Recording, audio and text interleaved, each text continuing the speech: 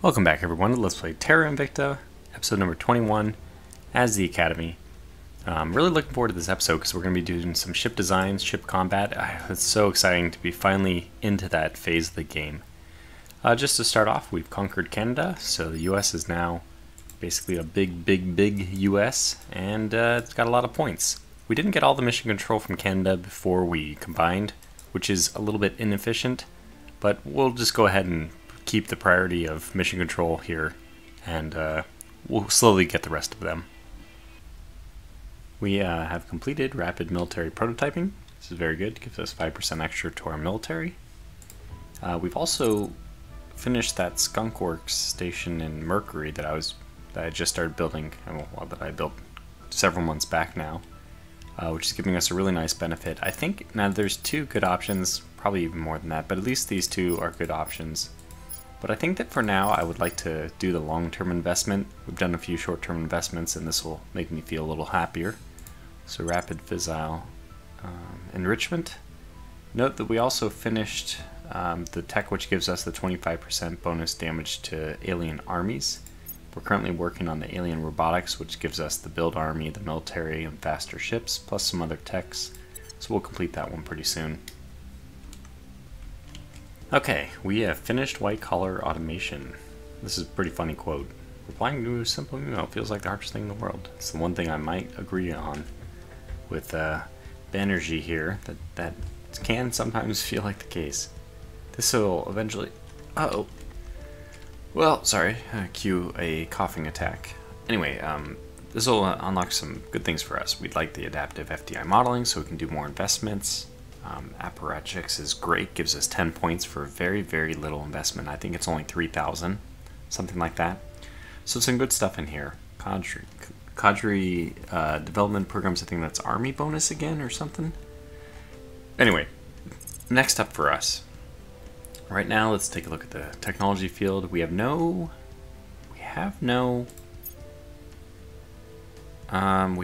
social science going on, and I think that that's what's going to be up next for us. I don't think we really need the independence movements. So there is something in here somewhere. Maybe it's freedom fighters. I don't know. Maybe it's global command structure. There's something in here which is good, but actually our space future might become more important. This is what eventually leads us to the tier 3 stuff. And I think that this is the direction we're going to go, since we have a brief respite from doing all the social, like big super nations. Speaking of super nations, we're on the cusp of forming China. We're on the cusp of expanding China to take over Taiwan. I'm probably, with a 94% chance, you see, going to purge the servants from the executive point here. We'll declare war. We'll move in, and I'm doing that, declare war on myself so that they don't launch a nuke at me. I want to control the nukes. So that will consolidate the nukes as well, which is nice. Obviously, we have the expanded US, and the EU is also expanding. We have our hooks in Italy. We also have, we're making gains on Finland. I'm trying not to, so Italy we might wait on for a bit, but I'm trying not to anger the humanity for. Basically, I'm only trying to go after the servants and the initiative. But most of the EU area is none of those two, is everyone else. So it makes it hard to make any expansions. However, the initiative kicked out Project Exodus from Finland, and then that just is an invitation for me to move in. Yeah, so we're doing a nice little expansion on the global side, and this is actually leading to the total decrease in control points, which means apparatchiks is not even really necessary right now. But that just also is an opportunity for us to expand into other places. I'm not even sure where that will be right now. Taking Taiwan out of the servants is going to cut their research from, like, I mean, I haven't shown this in a while, but like the resource screen is really depressing if you're supporting the servants. They're still, I mean, they're basically still at 26.5 research, despite, you know, probably getting better counselors, should like have nations which are being more developed. I mean, my tech is at 240 right now, which is can actually go much higher if the EU continues to form. But the next second place team is Project Exodus at 70, then Humanity First. Oh, no. The Resistance finally overtook Humanity First, which is good to see. So they're at 68, basically the same, and then Humanity First is down at 59. I have been stepping on Humanity First a little bit, but it's really their fault. The places that they control. Okay, this is a bad. They've been doing spoils in China consistently, and in Italy. Okay, so they've taken off all the spoils for the moment, but basically they've been doing a lot of that spoil stuff. And when I see that, it just makes me very angry, and it makes me want to kick them out of places, which is basically what I intend to do. I'm probably going to end up going to war. I mean, I'm trying to like do negotiations. I'm in contact with them, and I'm just giving them water. We have a lot of water, so I give it to them, and when it maintains positive relations. But considering they're just spoiling the world, that's not something I'm going to stand for. So we will probably end up kicking them out of a lot of places. Like, is this a place where they're doing it? Yeah, I mean, this is the one place where maybe they are. Anyway, so that's the plan. Well, this is a really neat one. I don't even know about this one at all. Predictive abduction modeling. So that would be nice to be able to predict where they are. Oh, ferrocite exposure network tracing project. Wow, so -2 on a lot of things again. Jeez, man, they have like a lot of negatives. Or at least we have the possibility of doing a lot of negatives. I think Maskarovka is next for us. That way I can expand. I mean, we've already done one, which means I can probably go up to like, what, like 150 or something? But next for us is another 25% beyond that. And I'm not doing the math right. I'll have to sit down and actually do the math. But yeah, we have a lot of interesting projects here. So anyways, those will be all done in time. Okay, alien robotics is done. Having gained limited comprehension of the visitors' computers, we have since been able to discern the function, if not yet the operation, of their robotics. These have proven significantly more straightforward to understand than were their computers. Their purpose is relatively familiar: maintenance and construction. The former, as best we can tell, entails ensuring their ships keep flying efficiently, can repair themselves without necessitating that their crew endanger themselves, and can automatically adapt to different atmospheric and gravitational conditions. The latter appears to be for the small-scale creation of weapons, ammunition, armor, and fuel to spare the craft and its occupants from the regular need to resupply back at wherever they originate from. In this vein, we have also identified what we believe to be culinary robotics and medical machines. In other words, the craft can provide everything the aliens need to stay alive for potentially indefinite periods. As with the computers, these robotics bear signs of some manner of touch-free interface. Our theory remains that aliens can somehow operate them via smell or pheromone alone. Okay, so we got the 5% build army, we got the 5% military, and ships build faster, plus potentially unlocking other things. Hopefully. Next for us is, I think we're going to go with Maskarovka now. I mean, there's so many good things we could do here. This one in particular looks like it's loaded, chocked full of goodies, but the aliens haven't been particularly aggressive against us. Probably, I don't know if we're even considered at war with them yet. So Maskarovka is going to keep even better distance with that, so let's do that. At least I'm going to go 90% in this, I might switch off, just to leave it where, you know, in a pinch I can do it to effectively lower the aliens' hate towards me. Okay, so we finished smart spacecraft defenses. 5% less damage from enemy weapons. That's our in-space stuff. The options for military research at this point, none of them are like really jump out of the page at me. Tactical drones probably makes the most sense. Actually, wet navy modernization might even make more sense. A lot of the times the AI's already built up enough armies, but like a place like Japan, none of their armies have any ability to move outside of Japan, which is obviously a very small subset of the world. So this might be a good one to do. I don't think any of the other ones really make sense. We don't have any issues with the military type control, like the missions related to the military research. So let's do this one. It'll be good to have. And then I guess what we should do is we should design a spaceship. This will be our first one. I haven't decided a ship name yet, a class name yet, so that's going to be the source of a pause upcoming soon. But yeah, so what we want out of the first one is just a missile boat. And for missile boats, we're going to be looking for one that doesn't have a nose hardpoint. So we have escorts, which is one of the ones I'm going to be using. Corvettes have the nose, frigates have the nose, and then monitors have the missiles again. So the two ships that we'll be designing, one will be an escort and one will be a monitor. These are both pretty small ships. The goal is here to have strength in numbers, not in strength and quality. So that's just how we'll be designing these first ones. Again, we're designing these, just to remember, we're designing these with the original drives. We have, after 15 years about of game time, done zero research on drives, whereas people are probably getting into very complicated fission, fusion, much better drives than the starting stuff is typically at this point. However, because of our beelining towards the best engine in the game, which I still think is a pretty smart tactic if we can get away with this little middle intermediate phase, this is the consequence of jumping right to the best thing, is that we're missing everything in the middle, which means that first of all, we don't have to research the ones in the middle. That's a plus. Downside, obviously, is we don't have access to the ones in the middle. But I think we'll be okay. So let's start off with what we want this thing to do besides the drive, because then the drive is actually, it's one of the things that we'll have to end up looking at. So we're going to put this very cheap fuel cell 2 on, which is going to give us power. So I think it's 70% efficiency. That's fine. I mean, we don't really have much we need to do right now. We don't have a reactor for generating power. We're not going to be doing lasers and all that. So basically the laser stuff we can't even do on the ships that we're building right now. It doesn't work. Anyway, drives. We're probably going to end up using the Diana Super Heavy, but let me go into that in a little bit.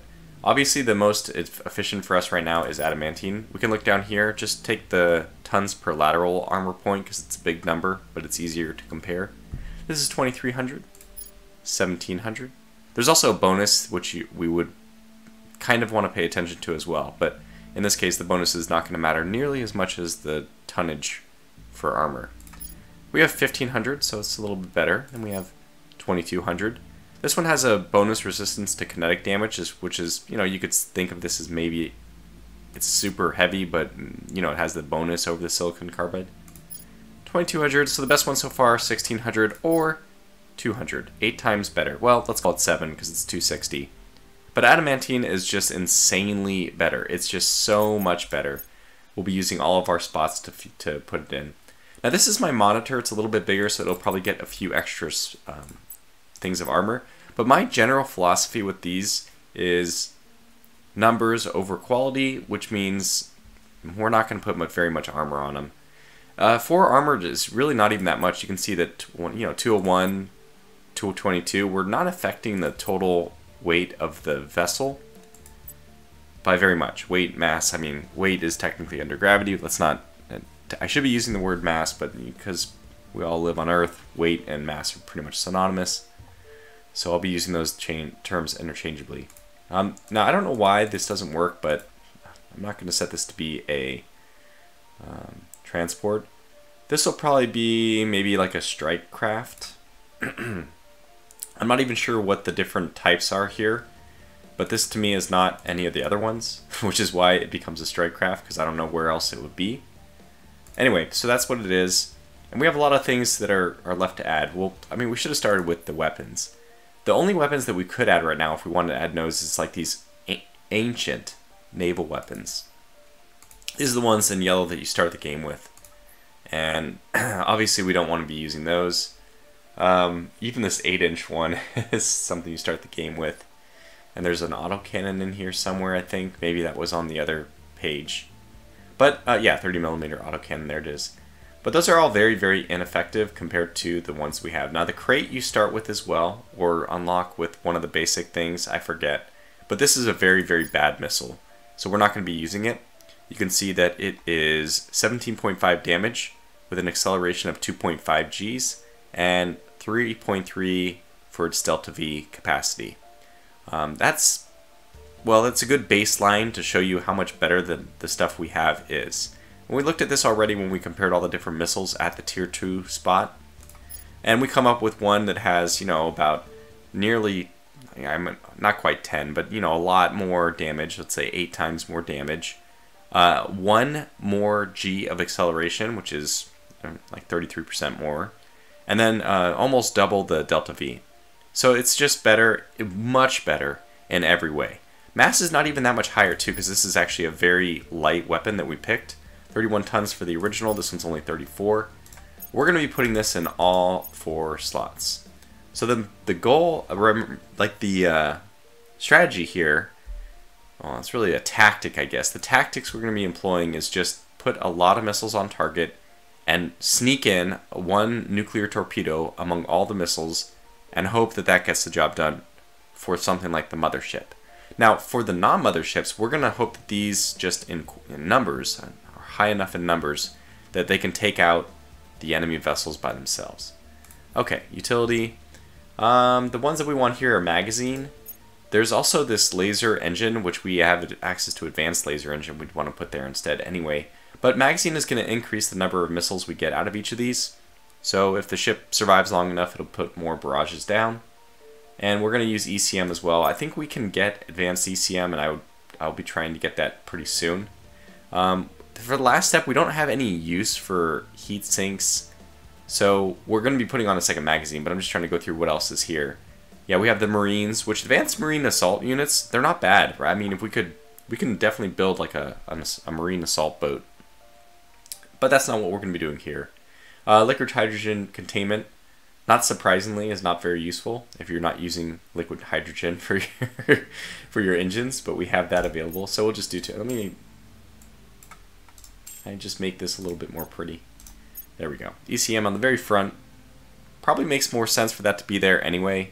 It's closer to the incoming barrages. The magazines are a little more protected. I don't think the spatial allocation here has any impact, but maybe it does. I haven't played enough of that kind of stuff. Okay, now we need to get a radiator on, which is this nice cross-shaped outline.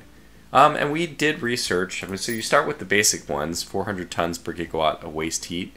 This one is 180, so it's very light. However, it also has high vulnerability when deployed during combat. That might not even be that big of a deal for us, but what we're going to do is we're going to stick on this one, which is less vulnerable and actually weighs less, surprisingly, than the aluminum fin.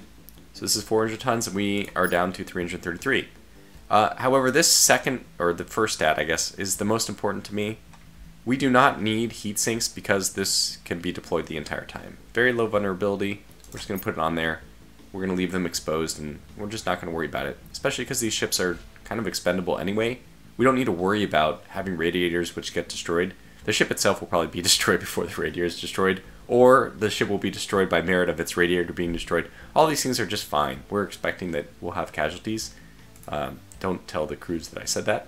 And then the battery, which we don't really need batteries. We just need them because I think you need to have them. I've never tried to design one without a battery, but I think that it's necessary for the design to complete. Anyway, we have the quantum battery, which is somewhere here, I think, right? But it's 80 tons, and we picked up the super lightweight superconducting coil battery, only 2 tons. Sure, capacity is 40 gigajoules, and this one's 80 gigajoules, and but the recharge time is less. None of that really matters. We're not using lasers, so it doesn't matter. But the 2 tons means that, yeah, this is super lightweight to equip. So we're pretty much done with this ship. Now it goes to the drive itself. And, not surprisingly, we're pretty much looking at, in fact, we can obsolete a lot of these. 2 things we're going to look at. I'm not even going to worry about mass. We're just going to look at the ratio of thrust to exhaust velocity.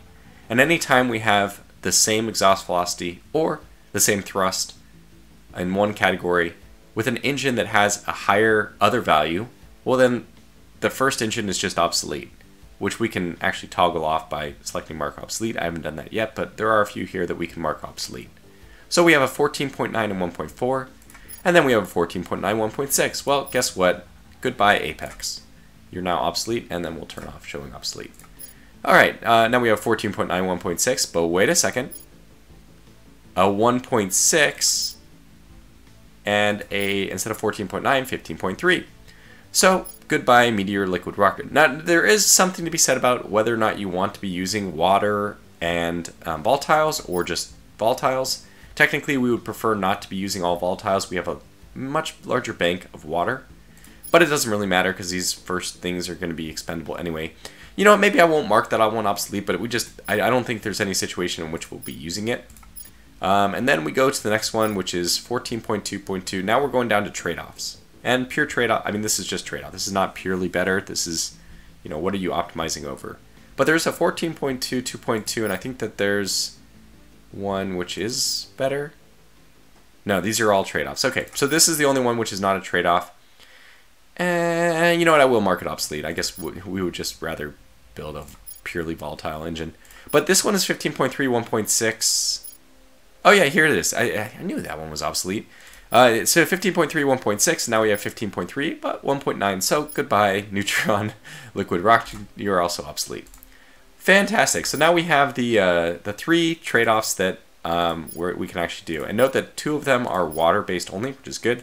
And the middle one, which is actually the one we're probably going to end up using, or we could end up using, is 6 and 4, which is still favorable to us in terms of having more water usage than volatile. That's fine.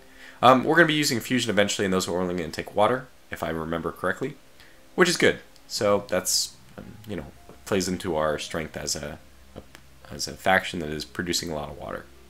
Of these three, we can really actually just substitute them on and see what we're doing. So let's just put on 10 propellant tanks as a baseline, and note that we have like terrible KPS. We're going to end up with terrible KPS. My target will probably be around 5, which we can actually choose a transfer orbit. Excuse me. If it'll let us. If we start at the place we're going to start at, which is Earth, high Earth orbit, which is high Earth orbit here, and I think that is where, yeah, Teresa Vabla. This is where our shipyard is, and we note that our destination is going to be low Earth orbit, basically. But we could say, like, let's not give away even to anybody. Let's pretend that Sierra 1 is our, or you know what, let's just say low Earth orbit 1. What we can see is we need, with an acceleration of 320, we have a delta V of 1.8. So the fleet has insufficient acceleration to launch. It requires at least this much. We don't have that much delta V. Okay, but that's fine. We'll leave this as the transfer planner. And close. And note that we will get that. We will get that eventually when we just increase the number of engines. Ta-da! So now we have the millig's that we need, and, well, we can just go up and double this, put this in. And what are we using right now? We're using the Venture, which is probably not the one we're going to end up doing. But anyways, let's do Earth to Earth, and it says it needs 18, but I don't think that that's the right answer. Okay. It does not seem to be updating with our ship. Let's pretend that we're just going to ISS, 4.5 KPS. Okay, good. So this trajectory needs 4.5, and we're at 3.1. Well, we'll just keep going up until we get 4.5, go up to 40. Notice that the tonnage of the wet mass of our craft is pretty much doubled. If we go down to 0, I mean, none of this stuff really weighs anything compared to how much we're putting on this. So now it says 2.56 days. So that means that actually we have, options here. We can actually choose a transfer plan, and this would use, again, as it's crazy to think, but this is going to use all of our delta V just to make this transition. Well, you have a problem, right? But that's okay. We'll just up the number of engines, and now, okay, this takes 2.55 days. This now would take, it says loiter for a day. Yeah, but still time to arrival is 2.5 days. So it's given us that accurate information. So you can see that, having what we have here, 5 KPS, is pretty bad. Now this is with the Venture liquid, but what if we just switch these around? And this is the ×3, so there is a diminishing return on the timesing of things, which means that although the 1x1 was 14.2, it might behoove us to move towards one which had higher rating. It turns out I was mucking something up. I don't know why. I was left-clicking on this, but right-clicking on it. Yeah, I wasn't adding this back. There we go, to 1G. This is good. Okay. So now we can see that we're up to super high amount of acceleration. Full G. These are very powerful engines. Terrible delta, good acceleration, terrible delta V. And you can see how expensive these are, about 100 tons each. That's approximation. They are 100 tons each, but I think there's different factors that have to scale with the size of the vessel, so it's not purely that way, I think. Maybe it is, I don't know, I haven't tested it, but I was just guessing. That's how it would work in other games, at least. So we can see that we can get 1.2 Gs if we take down the propellant tanks, but obviously our delta V is not enough. However, we've tried the Venture liquid rockets, we've tried the Dianas. What about these Novas? Well, if you can tell by the intonation of my voice, these are going to be the best.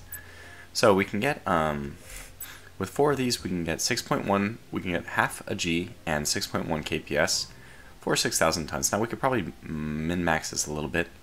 These are not going to turn very quickly, by the way, but this is like a good combination. I think this is a good ship, and there's 2 varieties of the different types. I'm going to choose this one because it looks a little bit more like an Earth thing. Sorry, I keep getting distracted here. But anyway, we see that these are very favorable values, and it turns out that having that extra increase in the rating was more important than the... I think if you do the ratios, it works out. You can probably just find the ratio 4.2 to 2.2, 15.3 to 1.9. 13.9 to 2.5, like find the ratio of growth of 13.9 to 14.2, and the change 2.2 to 2.5 is much bigger than that percentage-wise. So yeah, I think it kind of makes sense that all maps to Nova Liquid and Rocket. So this is done, yeah. As I said, I'm going to choose this one because it looks more like a naval boat in space. And we're going to keep things pretty simple with this design name. We're just going to call this the Lancehead, since that's what it is. It's the Lancehead missile barrier. Monitor would be MN, I think, but I'm going to just call this, I think this is around the frigate level. Let's just call it the FF Lancehead. Okay, good. FF Lancehead class monitor is done, and we'll save the design. It lacks the delta V for almost any transfer. This is true. We could add more propellant, but that would just make things, worse for us in a lot of ways. So we're going to go ahead and say this is okay. Very good. Alright, sorry about all the interruptions here, but we're 1 vessel down, but we still have 1 vessel to go. Let's design another ship, and this is going to be, as you guessed it, the Escort. It'll also be a missile one. In fact, this is actually going to be the kind of more important, I would say. I mean, they're all important, but this is going to be the one that delivers the blow. I mean, the first one is going to be fine as a general purpose ship that takes on other scouts from the aliens. This is intended to be the ship which can take on motherships. We just need to hopefully mask. Yeah, so it's pretty straightforward. Just hopefully want to mask the torpedo in with all the other missiles, and if we get lucky, we win. So, hull weapons. I'm going to go with 1 Nemesis, and the question that I'm not sure, but I'm actually going to do... Yeah, I think I will go with 2 Nemesis. I really wasn't sure whether to mix it in with another Lancehead or to go with the Nemesis, so there's 2. And I think having 2 arriving at the same time will be a little bit more helpful. The problem with the Nemesis, the only problem with it, I mean it's great, is that because the speed is different, 2.5 and 5.1, whereas this is 3.5, 5.5, so I mean the delta V is very similar. But the acceleration is different, which means that if you launch a wave, the Nemesis torpedoes are not going to arrive at the same time as the Lanceheads, which makes the whole point defense overwhelm strategy a little bit dicey. We basically just have to hope that there's like the perfect storm of Lanceheads absorbing the PD right before the Nemesis arrives, and the PD can't recharge in time to get it.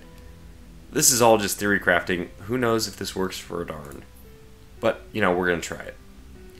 And now we'll go back and probably do the same one. We actually could do anything with this one. Even the Diana would work well. But we'll go ahead and do the same one because I think that the Nova Liquid is probably the best thing that we got. I like the fact that it takes all water. So you can see that even just, I mean, look at this. Even just with 10 tanks, we have such a light vessel, and that's because I haven't put any armor on. But this is really not supposed to have much armor at all. In fact, we probably could get away with 2. I'll make it, well, yeah, I think I will make it 2. No, we'll go with 3. So it's basically not really supposed to have that much armor. We'll go to 2 here, just to give it a lot of movement speed. And then we'll just pump this up until we get, you know, maybe to 20. We don't really need to give it that much more than the other one, actually. So we'll just keep it at 16. This will make it a little bit cheaper. Give it a little more acceleration. And another important thing I haven't really talked about is the turn rate on this thing will be a lot better than our other one, which will have a very hard time turning. Now I'm going to choose the, you know, the equivalent, like, you know, more like a military naval vessel look. This is this feels like you've gotten into the space combat completely, or maybe this one actually looks. I probably should have done it the other way around.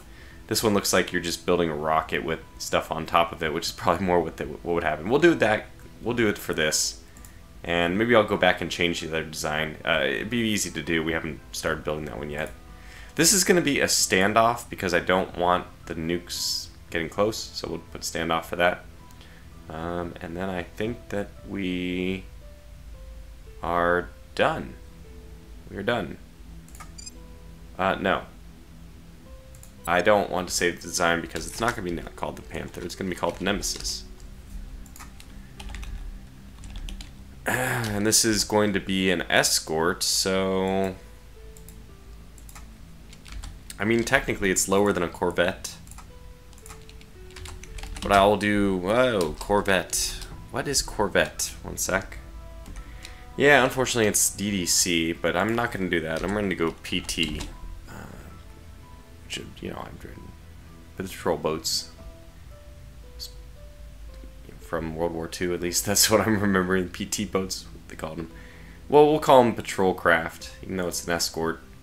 So, yeah, patrol Nemesis, and I'm going to give it this uglier frame. We'll save the design as so. And then I'll go back, I'll probably open up the other design, which hasn't... I could just delete it and redo it. Can I edit it? Good. Oh. Did I open the wrong one? No. So this is going to be FF Lance Head, and it's going to be identical.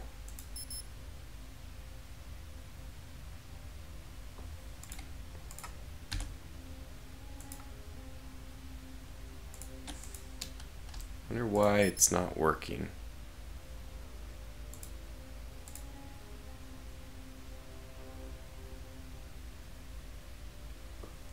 One sec.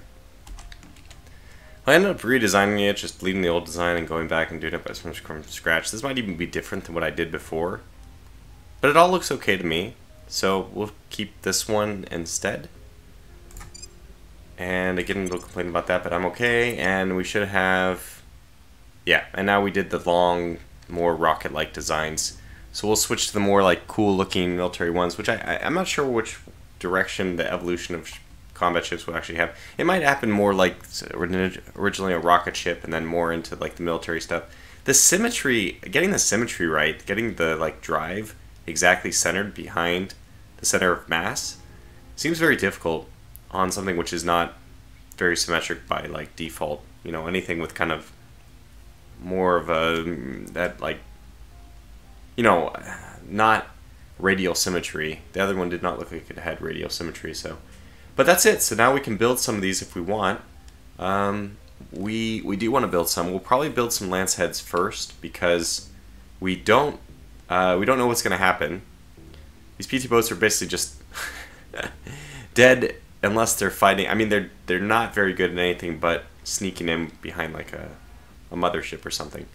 So let's go ahead and build one of these. Let's add maybe 2 to the queue, I think. So let's just do 2 for now. And yeah, so this is very cool. We'll get 2 going. And after that, we'll kind of like take a look at where we are. I don't know how many we'll need in order to dispatch. Okay, let's get 1 more.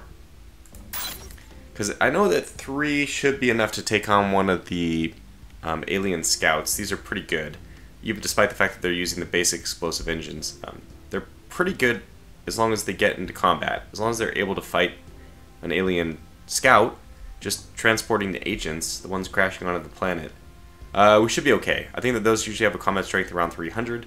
We're only half of that, so that's looking pretty good.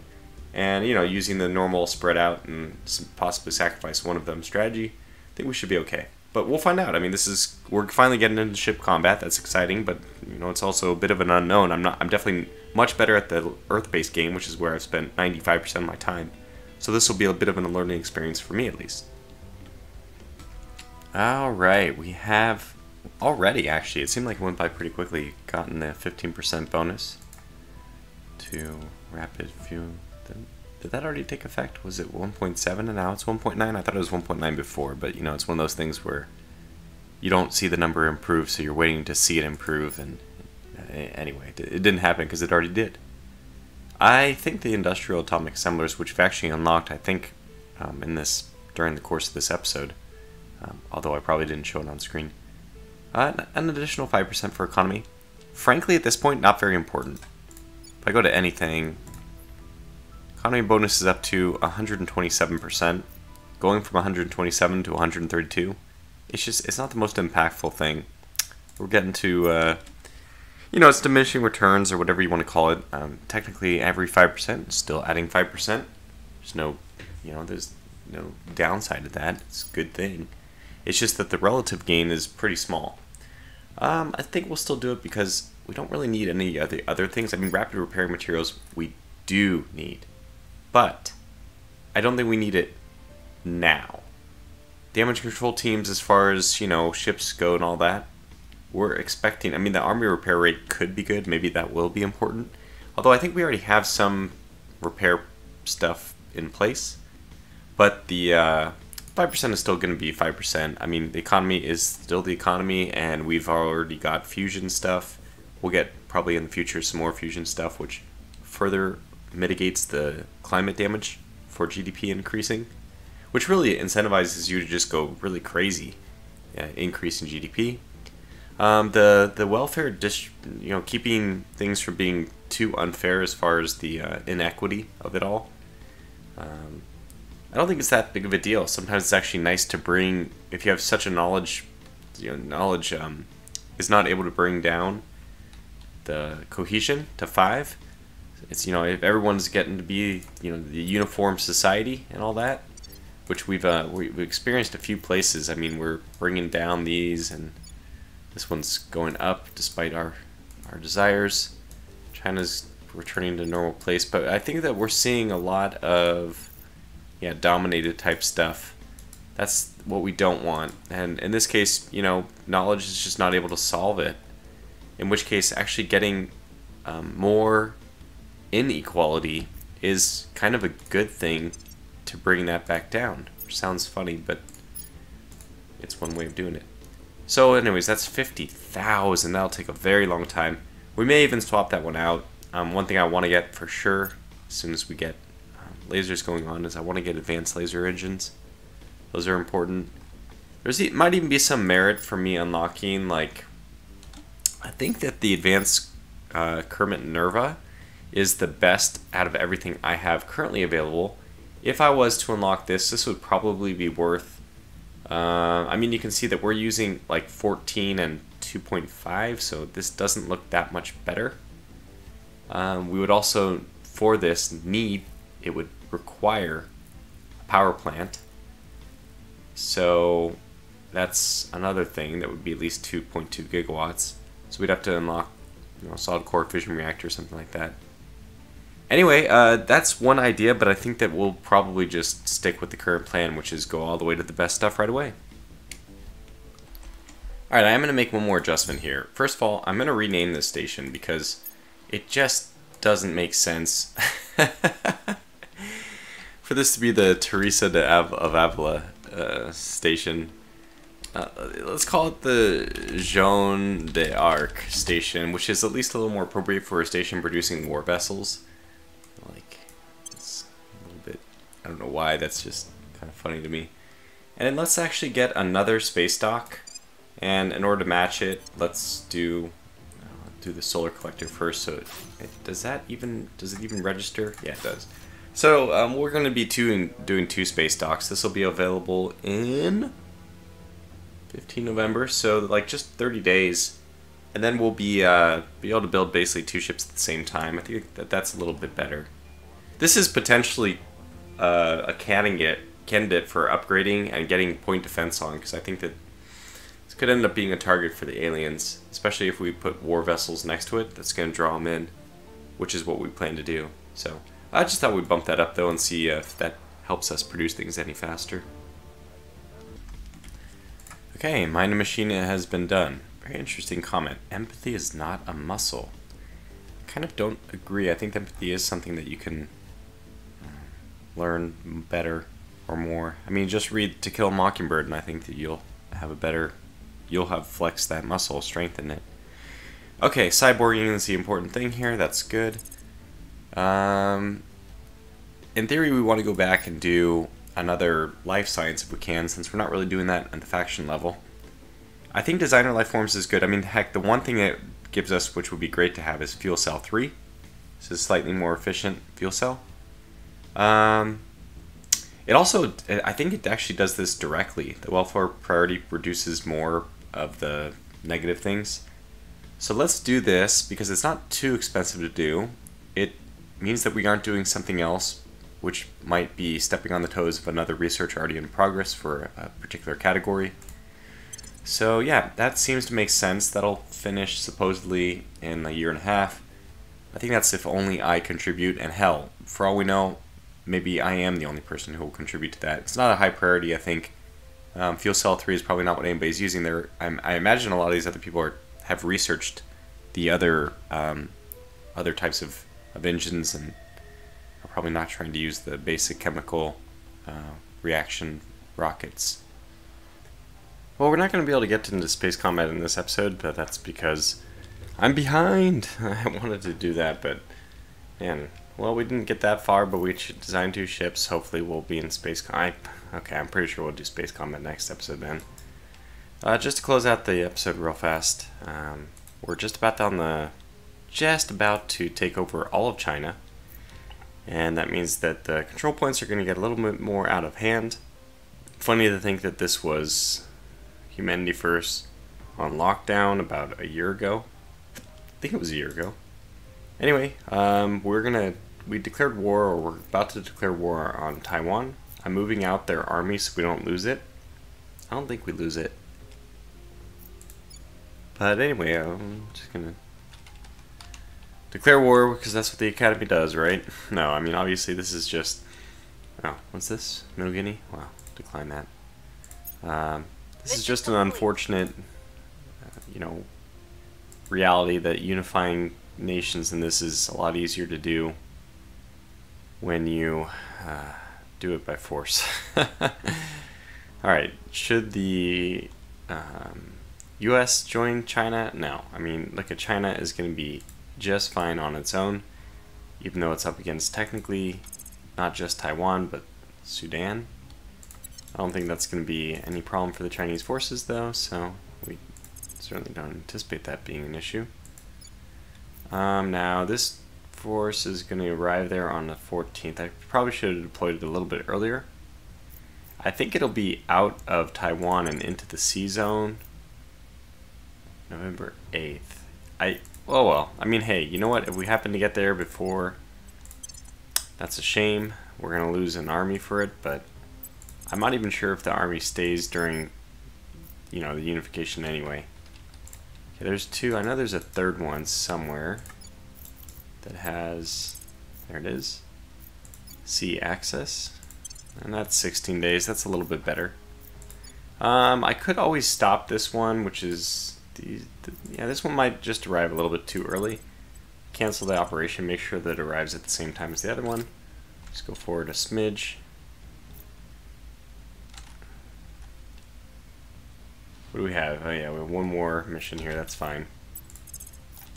Okay, you. What's your time to arrive now? 9. Okay, good. So that's a little bit better. Okay, so that's it. I'm just going to wrap this episode up. Taiwan will be merged. We'll get the control point reduction for that. We're looking really good as far as mission control points go. We will soon be expanding that quite a lot by building more ships. We are getting a second shipyard in the high Earth orbit.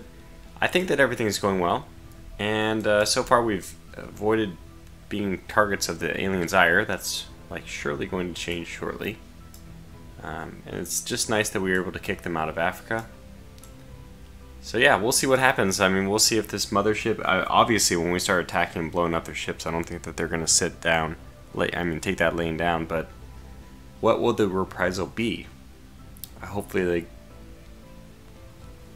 Actually, is our bait station... No, there's still I think a space science research one in higher Earth orbit. That is the bait station we want them to take. I don't really want them to destroy my shipyard facility, so I might need to get something like that going in maybe a middle Earth orbit. It'll be closer to the low Earth orbits that we typically are going to want to pick off the aliens at. And then it'll be a little bit more protected just by merit of being a closer orbit and more delta V for somebody coming from outside of the Earth's system. Okay, anyway, that's it. So until the next one, sorry about the delay. It was being a little bit sick. Merry Christmas to people. And we just had Christmas a couple days ago, and a day ago, yesterday. I'm finally finishing this video now.